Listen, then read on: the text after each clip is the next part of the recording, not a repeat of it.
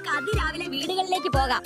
കടി കൊള്ളാൻ ആളുകൾ കാത്തു നിൽക്കുന്നുണ്ടോ നോക്കാം. മുട്ടയിടാൻ വെള്ളം കെട്ടി നിൽക്കാൻ ഇടയുള്ള ഉറവിടങ്ങൾ തേടാം. കടി കൊള്ളാൻ ആരും കാത്തു നിൽക്കില്ല. ഡെങ്കിപ്പനിയും ചിക്കൻ ഗുനിയും ഒക്കെ വരുമെന്നറിയാം. വേനൽക്കാലം അല്ലേ, എല്ലായിടവും കരിക്കും തൊണ്ടുകൾ കാണും മുട്ടയിടാൻ. ഇല്ലെന്നേ, കരിക്കുന്നുണ്ടൊക്കെ കമത്തി വെച്ചേക്കുന്നു. നമുക്ക് വീടുകളുടെ വടക്കേപ്പുറം കൂടി നോക്കാം. വീടുകളുടെ വടക്കേപ്പുറം നോക്കിയിട്ടും ഒന്നും കിട്ടിയില്ല. എല്ലാം വെള്ളം കയറാത്ത വിധം മൂടിയിരിക്കുന്നു.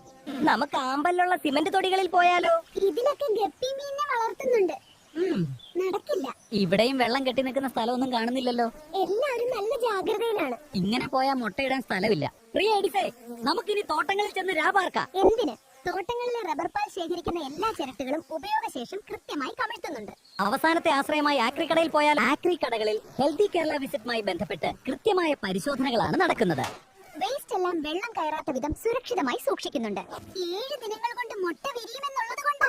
വെള്ളിയാഴ്ച സ്കൂളില്, ശനിയാഴ്ച സ്ഥാപനങ്ങളില്, ഞായറാഴ്ച വീടുകളില്, ആഴ്ചയിൽ ഒരിക്കൽ ഉറവിട നശീകരണം. കടുത്ത വേനലാണ്. ഈ വൈശാലിയിലെ പയ്യൻ വന്നാലും മഴ വരുമോന്നറിയില്ല. എന്നാലും മഴ വരുമ്പോ വെള്ളം വീണ് മുട്ട വിരിയണമെങ്കിൽ മുട്ടയിടാൻ ഇടം വേണ്ടേ? മുട്ടയിടാനുള്ള ഒരു ഉറവിടങ്ങളും നമുക്ക് കിട്ടിയില്ലെങ്കിൽ നമ്മൾ എന്ത് ചെയ്യും? പ്രത്യേകിച്ച് ഒന്നും ചെയ്യാനില്ല. ഇവിടെ ആരോഗ്യ ജാഗ്രത പ്രവർത്തനങ്ങൾ കാര്യക്ഷമമായി നടക്കുന്നുണ്ട്. നമുക്ക് വേറെ സ്ഥലം തേടി പോകാം.